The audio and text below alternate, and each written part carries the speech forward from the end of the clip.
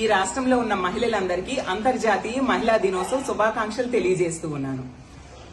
జగన్మోహన్ రెడ్డి గారు గత 5 ఏళ్లు మహిళల్ని ఆర్థికంగా, రాజకీయంగా, సామాజికంగా ఉన్నత స్థానంలో కూర్చోబెట్టడానికి ఎంతగానో కృషి చేయడం జరిగింది.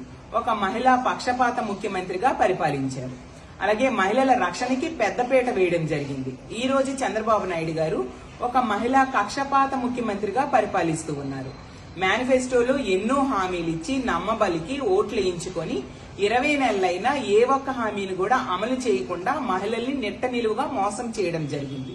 అలాగే మహిళల రక్షణని ఈ రోజు గాలికి వదిలేసిన పరిస్థితి మనం చూస్తూ ఉన్నాము.